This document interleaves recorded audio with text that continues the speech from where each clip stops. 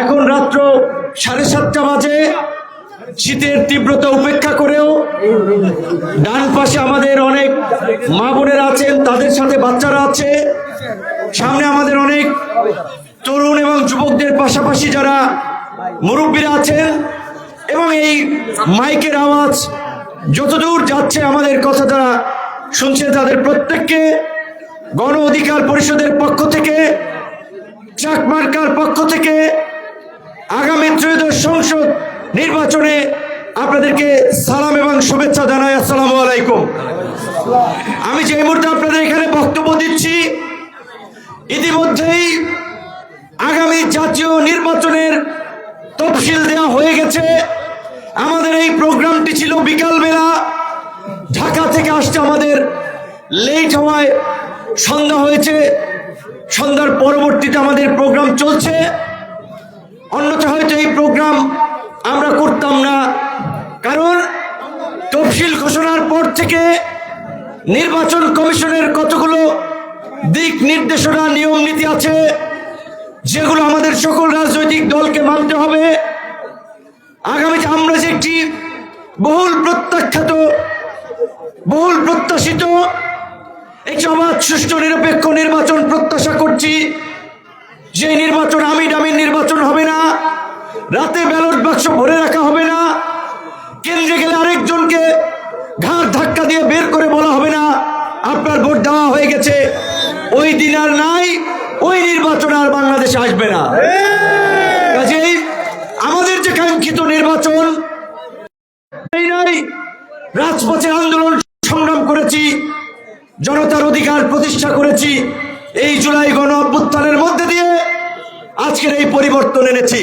তো কাজী আগামীতে এই জনগণই বৈধতা দিবে কারা সরকার গঠন করবে, কারা জনপ্রতিনিধি হবে।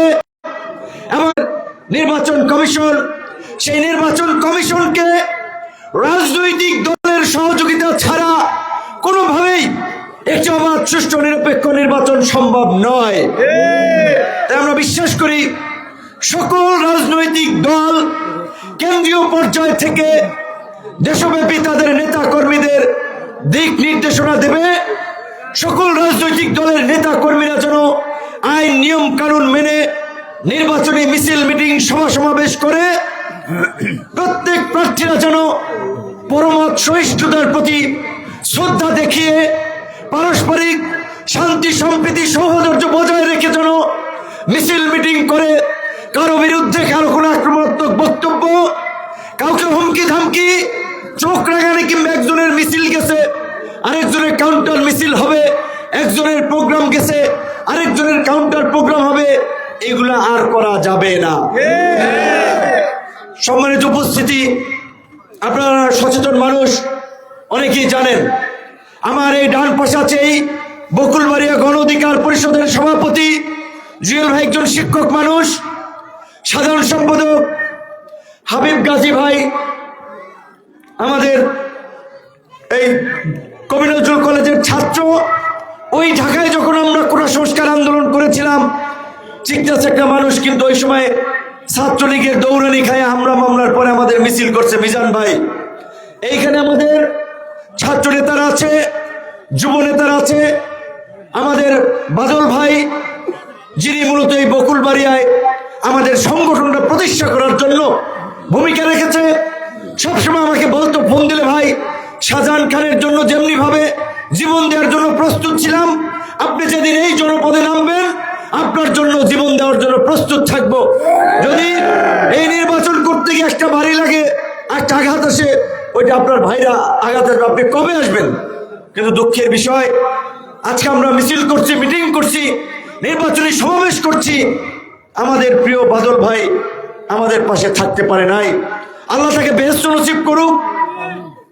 আমি অত্যন্ত খুশি হয়েছি, তার ছেলে আমাদের সংগঠন এবং ছাত্র অধিকার পরিষদের দায়িত্ব আছে রিয়াদ, সাহসিকতার সাথে। আমি জানি যে অন্য অনেক জায়গার চেয়ে এইখানে যারা কাজ করেন, অনেক হুমকি ধামকি উপেক্ষা করে সাহসী আপনাদেরকে কাজ করতে হয়েছে। আজকে এইখানে যে এই সমাবেশ করেছেন এবং যারা এসেছেন, হুমকি ধামকি প্রতিকূলতা উপেক্ষা করে আপনারা এসেছেন, হুমকি দামকে আমরাও দিতে পারি, চ্যালেঞ্জ আমরাও নিতে পারি। কিন্তু আমি সবসময় যেটা জুয়েল ভাই বক্তব্যে বলেছে, আমি বলেছি যে আমি এমন কিছু করতে চাই না যাতে এলাকার মানুষের মধ্যে একটা আতঙ্ক তৈরি হয়, এলাকার মানুষ আমাকে নিয়ে কোনো সমালোচনা করবে সেটা আমি চাই না। ধৈর্যের পরিচয় দেন। আমরা ছোটবেলায় পড়েছি কুকুরের কাজ কুকুর করেছে, কামড় দিয়েছে পায়, তাই বলে কি কুকুরে কামড়ানো মানুষের শোভা পায়? রাস্তার কুকুর যদি আপনার পায়ে কামড় দেয়, আপনি কি জিদ করে রাগ করে একটা কুকুরের কামড় দিবেন? দিবেন না। কাজী যারা আজকে আমাদেরকে কটু কথা বলছে, বাজে ভাষায় সমালোচনা করছে, সে সমস্ত মানুষ অহংকার না, বাস্তবতা বলছি, আমাদের লেভেলের না। মানসিকতা, ব্যক্তিত্বে, রাজনীতিতে কোনো জায়গায় আমাদের ধারে কাছে নেই। তো তাদের জবাব দিয়ে কেন আমরা মুখ খারাপ করব? কেন আমরা মানুষের কাছে তাদের মতো নিম্ন রুচির হিসেবে আমরা উপস্থাপিত হব? কাজে এই জন্য বলেছি, যে যেমন বলুক, আমাদের সাহস এবং শক্তির জায়গা হচ্ছে জনগণ। এই মানুষ যাদেরকে ভোট দিবে তারাই আগামীতে জনপ্রতিনিধি হবে। হুমকি ধামকি দিয়ে কেউ জনপ্রতিনিধি হতে পারবে না।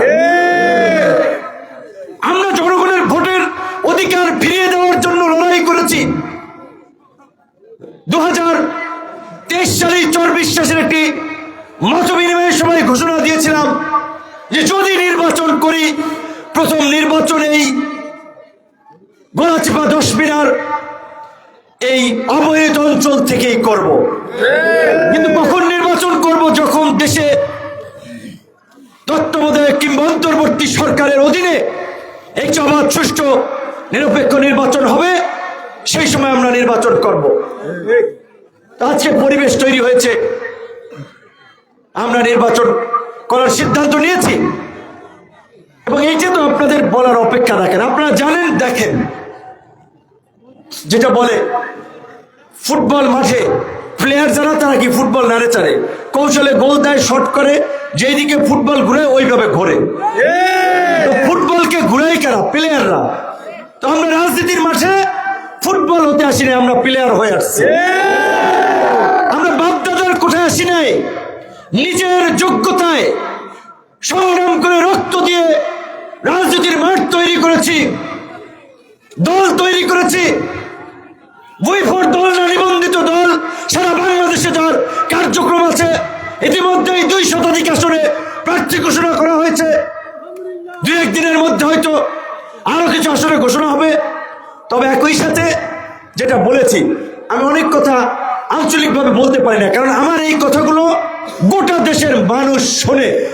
সোশ্যাল মিডিয়াতে, এইখানে মেইন স্ট্রিম মিডিয়া আছে, তাদের মাধ্যমে শোনে। কাজী আমাদের কাছ থেকে মানুষ আশা করে আগামীর বাংলাদেশকে আমরা কিভাবে পরিবর্তন করতে চাই, দূর দূরান্তের মানুষেরা কিভাবে ঢাকায় না এসে নিজের জেলায় বিভাগে সুচিকিৎসা পাবে, কিভাবে গরিব দুঃখী মানুষের ভাগ্যের পরিবর্তন হবে, আমাদের কাছ থেকে এই দিক নির্দেশনামূলক কথা আশা করে। সেই কারণে আমরা অন্যদের মতো শুধুমাত্র এলাকার মানুষকে খুশি করার জন্য, তুষ্ট করার জন্য কথা বলা ছাড়াও আমাদের একটা জাতীয় দায়িত্ব আছে। তো আজকের আপনারা লক্ষ্য করেছেন, আমার যে বয়স আপনাদের এখানে অনেকের বেশি, দাড়ি চুল পেকে গেছে। এরশাদের শাসনামল দেখেছেন, কেউ কেউ জিয়াউর রহমানের শাসনামল দেখেছেন, খালেদা জিয়ার সরকার দেখেছেন, শেখ হাসিনার সরকার দেখেছেন। এমনকি মানুষ বলে আর কি যে নক্ষত্রেরও পতন হয়। তো আওয়ামী লীগের মতো এরকম একটা দৈত্য দানবীয় সরকার, যাকে ভাবছিল যে শেখ হাসিনা যতদিন বেঁচে আছে কেউ হটাইতে পারবে না।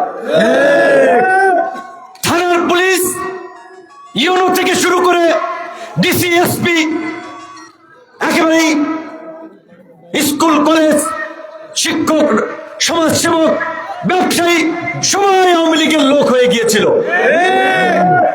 সেই আওয়ামী লীগের 5ই আগস্টের নির্মম পতনের পরে আওয়ামী লীগের নাম নেওয়ার এখন আর লোক নাই।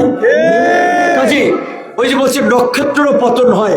বিশাল দল জনগণের বিরুদ্ধে গিয়ে টিকতে পারে নাই। তো কাজী আগামীতে কোন রাজনৈতিক দল, কোন নেতা জনগণের বিরুদ্ধে গিয়ে এই বাংলাদেশে টিকতে পারবে না। তো আমরা বলেছি যে আমরা যারা এই জুলাই গণ অভ্যুত্থান করেছি, এই নতুন বাংলাদেশ এনেছি, আগামীতে আমাদের সকলকে ঐক্যবদ্ধ থাকতে হবে। রাজপথের হরতাল অবরোধ নয়, আলোচনার টেবিলে জাতীয় সংসদে দেশের উন্নয়ন অগ্রগতি নিয়ে আলোচনা হবে। আন্দোলনকারী সকল অংশীদারদের প্রতিনিধিত্ব ওই সংসদে থাকবে, আলাপ আলোচনা সব সংসদে হবে। কাজে সেজন্য আমরা বলেছি আমরা হয়তো নির্বাচনী জোট করতে পারি বা আসন সমঝোতা করতে পারি। আসন সমঝোতা, এই আসনে আমাদের প্রার্থী থাকবে, অন্য আসনে অন্যদের প্রার্থী থাকবে, এইভাবে আসন সমঝোতা কিংবা একটা নির্বাচনী জোট গঠন করেই আমরা সকলকে নিয়ে আগামী নির্বাচন করতে চাই। এখন যারা দল করে, আমার দলের লোক প্রার্থী দেওয়া হইলে সে ডিসিশন মানবে, সব দলই যদি দল করে মানবে। মুই কি হনুরে ভাব দেখালে তো হবে না, দল করলে দলের নির্দেশনা থাকবে।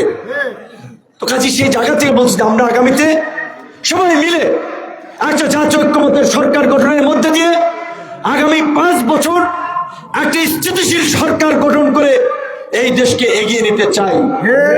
আলহামদুলিল্লাহ ভাই, ইনশাআল্লাহ আমরা সেই সরকারে পাশ হলে, আজকে আপনারা দেখেছেন এখানে যারা শিক্ষকরা আশপাশ থেকে শুনেছেন, হাই স্কুলের শিক্ষকরা তাদের দাবি দেওয়া নিয়ে আন্দোলন করেছে।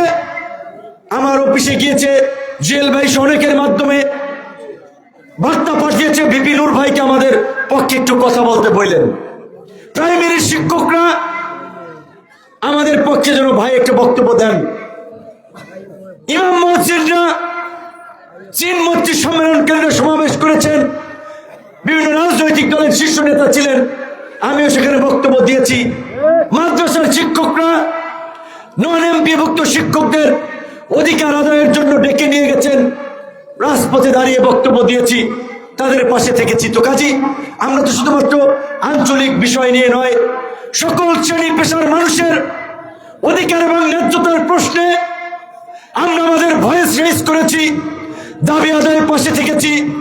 ইনশাল্লাহ এই গলাচিপা 10 মিনিট থেকে আগামীতে যদি আপনাদের দোয়া এবং সমর্থনে জনপ্রতিনিধি হতে পারি, আপনারা দেখবেন আমাদের বদৌলতে উন্নয়ন, মানুষের উপকার শুধু এই গলাচিপা 10 মিনিট নয়, গোটা দক্ষিণাঞ্চল থেকে সারা দেশের মানুষ উপকৃত হবে। ফাহিম বলেছিল আমাদের সুযোগ আছে ঢাকা থেকে, সারা বাংলাদেশ থেকে, বিভিন্ন জায়গা থেকে নির্বাচন করার, কিন্তু আমরা চিন্তা করেছি বিভিন্ন মানুষের উসিলায় এক একটা অঞ্চলকে আল্লাহ এগিয়ে নেয়, সেই অঞ্চলের মানুষের ভাগ্যের পরিবর্তন করে রাস্তাঘাট অবকাঠামো উন্নয়ন থেকে শুরু করে শিল্পায়ন কর্মসংস্থান হয়। তো কাজী ওই চরাঞ্চল থেকে, এই অবহেলিত অঞ্চল থেকে আল্লাহ পাক এই এলাকার মানুষের জন্য কিছু করার জন্যই 28 বছর পর ঢাকা বিশ্ববিদ্যালয়ে ভুলেও কল্পনা করি নাই যে নির্বাচন হবে। 28 বছর হয় নাই যে নির্বাচন, সেই নির্বাচন হবে এবং সেই নির্বাচনে ভিপি বানাবে এবং তারপরে দেশের মানুষের সমর্থন সহযোগিতায় নির্বাচন করার সুযোগ পাবে, এটা কল্পনা করতে পারি নাই। আল্লাহ পাক দিয়েছেন।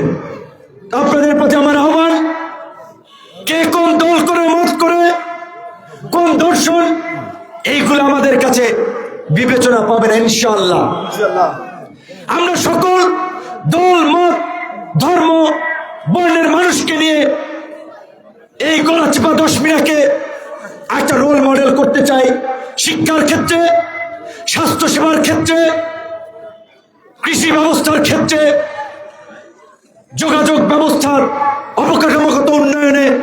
কারণ আমরা তরুণ নেতৃত্ব একটা দলের প্রধান।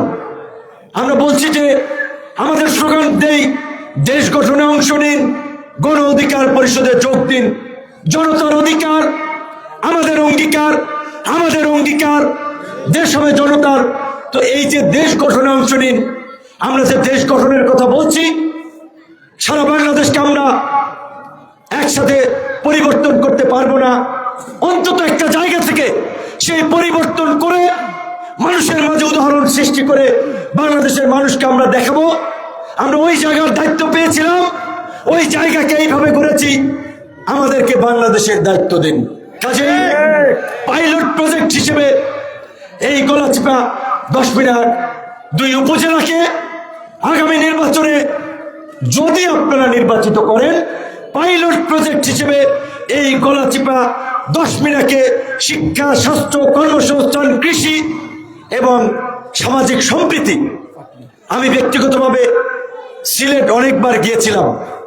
আওয়ামী লীগের আমলেও এই পটুয়াখালীতে প্রোগ্রাম করতে পারি নাই হাইনাদের কারণে, কিন্তু আমি সিলেট প্রোগ্রাম করেছি, রংপুরে সমাবেশ করেছি। সিলেটের বিএনপির মেয়র ছিলেন আরিফ ভাই, প্রোগ্রাম শেষে তার বাসায় 7 রঙের চাও খেয়ে এসেছিলাম। সিলেটের মানুষের মধ্যে ওই রাজনৈতিক বিভাজনের সময় কিছুটা ঐক্য, সহনশীলতা ছিল, সম্প্রীতি ছিল। কাজে আজকে দুঃখ লাগে, কষ্ট হয়, আফসোস হয়, সারা বাংলাদেশের বিএনপির নেতা কর্মীরা, ছাত্র দল, যুব দল, মূল দল, মায়ের কাছে তো মামু বাড়ির গল্প বলার কিছু নাই নাকি? আপনারা দেখছেন না আমরা আন্দোলন সংগ্রাম করছি না, ঘরে বসে ছিলাম? আমরা ত্যাগ স্বীকার করেছি, রাজপথে নির্যাতিত হয়েছে, নিষ্পেষিত হয়েছে, আপনারা দেখছেন না? ইউটিউবে, গুগলে সার্চ দিলে পাবেন না নিউজ? তো আপনারা দেখেছেন সেই আন্দোলন সংগ্রামের কথা মানুষ দেখলে বুকে জড়াই ধরে, কান্না করে, ভাই 5 বছর বাচ্চার মুখ দেখি নাই, 15 বছর পরে দেশে এসেছি, ঘরে ঘুমাইতে পারি নাই, ব্যবসা প্রতিষ্ঠান টিকায় রাখতে পারি নাই, হাত কেটে নিয়েছে, মাথা ফাটিয়ে দিয়েছে, 41টা মামলা, 200 মামলা। আপনাদের আন্দোলন না করলে ভাই এই পরিবর্তন হইতো না। আমরা বিএনপির লোকেরা স্বীকার করি, জামাতের লোকেরাও স্বীকার করি, সবাই বলে যে স্বীকার করি। আপনার জন্য দোয়া রইল ভাই, আমি অন্য দল করি, আপনার জন্য দোয়া রইল। আপনাদের মতো নেতা বাংলাদেশের প্রয়োজন। মানুষ বলে এই কথা, আমাদের কথা না, আপনারা মানুষের কাছে জিগান। কিন্তু আজকে নিজের এলাকায় আমাদের বিএনপি এবং বিএনপির অঙ্গ সংগঠনের ছোট্ট একটা অংশ, সবাই না, ছোট্ট একটা অংশ এত বাজে ভাষায় কথা বলে, সমালোচনা করে, ফেসবুকে লেখালেখি করে, দেখে খুব কষ্ট পায় যে এরা বিএনপি করে। কারণ বিএনপির সমস্ত শীর্ষ নেতৃবৃন্দ ইনক্লুডিং তারেক রহমান, তাদের সাথে কত মাধুর্যপূর্ণ হাসি মুখে আলাপ আলোচনা হয়। আজকেও যারা যুগপৎ আন্দোলন করেছিল শেখ হাসিনার পতনের জন্য, সমস্ত রাজনৈতিক দলের শীর্ষ নেতাদের মিটিং চলছে বিএনপির সাথে। কেন? নির্বাচন কি সবাই মিলে করবে নাকি যে যার মতো করবে? সিদ্ধান্ত নিতে। কারণ আমরা মনে করি আগামীতে কেউ এককভাবে এই রাষ্ট্র চালাতে পারবে না, ক্ষমতায় থাকতে পারবে না। কাজেই যদি অহংকার থেকে পতন হয়ে যায়, মুসিবত সবার কপালে আসবে। কাজে এই জন্য আলাপ আলোচনা চলছে, যে কারণ আন্দোলনটা সবাই মিলে করেছিলাম। অথচ এইখানে আমাদের একই বিশ্ববিদ্যালয়ের ভাই, আমি দোয়া করি আল্লাহ তার কল্যাণ দান করুক, তাকে অনেক দূরে এগিয়ে নেবে, আমি দোয়া করি। কিন্তু মুখ দেখা দেখিও হচ্ছে না, খালি হুমকি দামকি। কিন্তু আমার জায়গা থেকে কোনো হুমকি দামকি নাই। আমি চাই ইনশাল্লাহ আমার ভাই আমার সাথে মঞ্চে এসে আন্দোলন সংগ্রামের একজন নেতা হিসেবে, সে একটা দলের কেন্দ্রীয় সদস্য, আমি তো একটা দলের প্রধান, সে সিনিয়র ভাই, কিন্তু তারা ক্ষমতার সময় বিএনপির দায়িত্ব পালন করেছে, সুযোগ সুবিধা পাইছে। কিন্তু আমরা ওই চরের পোলা হয়ে সামান্য একজন নিম্ন মধ্যবিত্ত পরিবারের সন্তান হিসেবে কিছুই পাই নাই, রক্ত দিয়েছি, আহত হয়েছি, রাজপথে সাপের মতো শুয়েছিলাম মায়ের পরে, কিন্তু হাল ছাড়ি নাই। আর আমরা হাল ছাড়ি নাই বিজয়ী আজকের পরিবর্তন। কাজেই আশা করি একটা সৌজন্যমূলক সম্পর্ক আমার ভাইয়ের কাছ থেকে আমরা অ্যাপ্রোচ দৃষ্টিভঙ্গি আমরা দেখতে পাবো, এবং ইনশাল্লাহ তাকে চাক মার্কার প্রচার আমরা পাবো। আমার ভাইয়ের সাথে যারা আছেন, আমার আর রক্ত দেব, আমরা এই স্লোগান পরিবর্তন করতে চাই। আর কত রক্ত দেব ভাই? রক্ত তো দিয়েছি, আর কেন রক্ত দেব? আর এক ফোঁটা রক্ত দেব না, এবং কারো রক্ত ঝরতেও দেব না। আমরা একটা সম্প্রীতির বাংলাদেশ চাই, সহনশীলতার বাংলাদেশ চাই, আমরা একটা ঐক্যের বাংলাদেশ চাই, সংঘাত সহিংসতা নয়। এই নতুন বাংলাদেশ বিনির্মাণ করার জন্যই আমরা লড়াইটা করেছিলাম। কাজে আর রক্ত আমরা দেব না, এবং কেন রক্ত ঝরতেও দেব না। সকল রাজনৈতিক দলের নেতৃবৃন্দের প্রতি আমার আহ্বান যে আসুন আমরা সবাই মিলে এই গলাচিপা 10 মিনিটকে কিভাবে আমরা গড়ে তুলতে পারি, আমরা সেই আলাপ আলোচনা করি। হেলিকপ্টারে যাক আর জাহাজে যাক, একটা লোকের যোগ্যতা থাকলে সে জাহাজে যাইবে, কারো পকেটে পয়সা থাকলে সে বাসে যাইবে, কারো ব্যক্তিগত গাড়ি থাকলে সে গাড়ি নিয়ে যাইবে। এটা তো সমালোচনার বিষয় না, এটা হচ্ছে অন্যের উন্নতি দেখে যে সহ্য করতে পারে না, সে জ্বালা থেকে অনেক কথাবার্তা বলে। এই সমস্ত জ্বালাজালি এগুলো মানুষ ভালোভাবে নেয় না। কাজেই আমরা এই হিংসা বিদ্বেষ ভুলে যাই।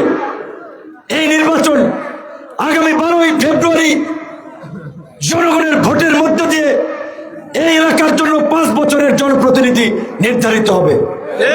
আপনাদেরকে সিদ্ধান্ত নিতে হবে আপনারা কেমন প্রতিনিধি বানাবেন, কাকে প্রতিনিধি বানাবেন। আপনারা যদি, আমি পরিষ্কার বলছি যে আপনারা যদি চান আমি প্রতিনিধি হব, যদি না চান অন্য কাউকে চান অন্য কেউ হবে। তবে অনেক কথা বলা যায় না বলছি, তারপর আবার কিছু কথা না বললে আপনারা বুঝবেন না যে পিছন থেকে কি করতেছি। এই গলাচিপা 10 মিনায় 255টি মসজিদ মন্দিরে 2 লাখ 3 লাখ টাকা করে সরকারি বরাদ্দ এনেছে। এর আগে 50 বছর হয়েছে কিনা আমরা জানি না। এই গলাচিপা 10 মিনার এই বকুল বাড়িয়ারও আছে, জুয়েল ভাই বলবে, বেশ কিছু কাঁচা রাস্তা ইটের সোলিং করার জন্য কিছু পাকা রাস্তা যেটা পেজ উঠে গেছে, রাস্তার বেহাল দশা, রিপেয়ারিং এর বরাদ্দ 2 উপজেলায় এনে দিয়েছি। এই গলাচিপা 10 মিনার যারা যোগাযোগ করেছে, ঢাকা মেডিকেলে ভর্তি হতে পারে নাই, অন্য প্রাইভেট মেডিকেলে চিকিৎসা নিচ্ছে, আমার ব্যক্তিগত জায়গা থেকে মেডিকেলে ভর্তি থেকে শুরু করে আর্থিক সহযোগিতা যতটুকু পেরেছি আমরা করেছি।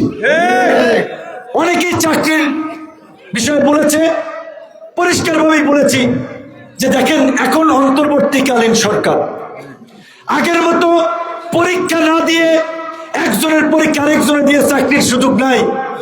কাজী অন্তত পরীক্ষাটা একটু ভালো করার চেষ্টা করেন, তারপরে কোনো জায়গায় যদি সুপারিশে কাজ হয় তাহলে আমরা সেখানে করব, কারণ অন্যের সুপারিশে কাজ হইলে আমাদের সুপারিশে হইতে হইবে অবশ্যই।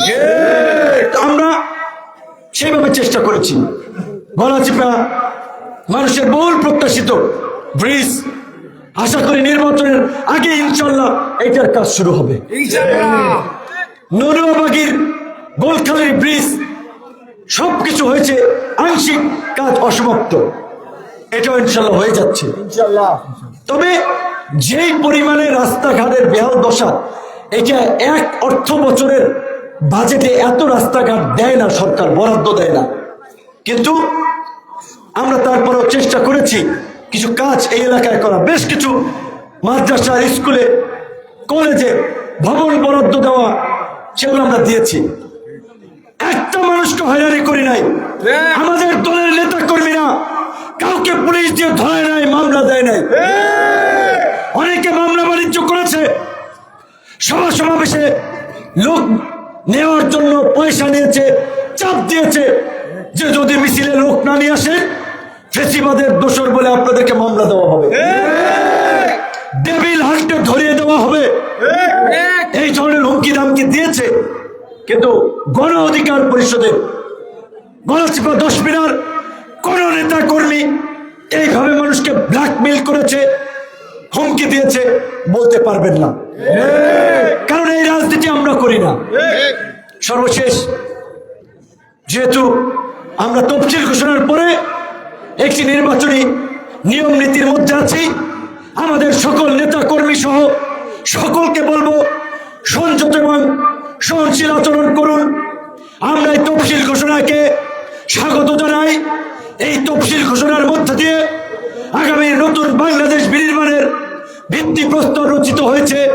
আসুন আমরা সকলে মিলে কাঁধে কাঁধ মিলিয়ে রাজনৈতিক মত পথ ভুলে কিভাবে আমরা জনগণের কল্যাণ করতে পারি, এলাকার উন্নয়ন করতে পারি, সেই লক্ষ্যে কাজ করি। কিভাবে একটি উৎসব মুখর, অবাধ, সুষ্ঠু, নিরপেক্ষ নির্বাচনের পরিবেশ সৃষ্টি করতে পারি, কিভাবে একটি ভয়মুক্ত পরিবেশ, মানুষ যেন আতঙ্কে না থাকে যে নির্বাচনী কেন্দ্রে ঝামেলা হবে, মিছিল মিটিংয়ে ঝামেলা হয়। কারণ গত 3টা নির্বাচন এই রকমের নির্বাচন হয়েছে। কাজেই এইবার যেন এই রকমের নির্বাচন না হয়, সেজন্য রাজনৈতিক দলগুলোর দায়িত্ব জনগণের মাঝে আস্থা ফিরিয়ে আনা, উৎসব মুখর পরিবেশ তৈরি করা। সবাই ভালো থাকবেন। আসসালামু আলাইকুম। আল্লাহ হাফেজ।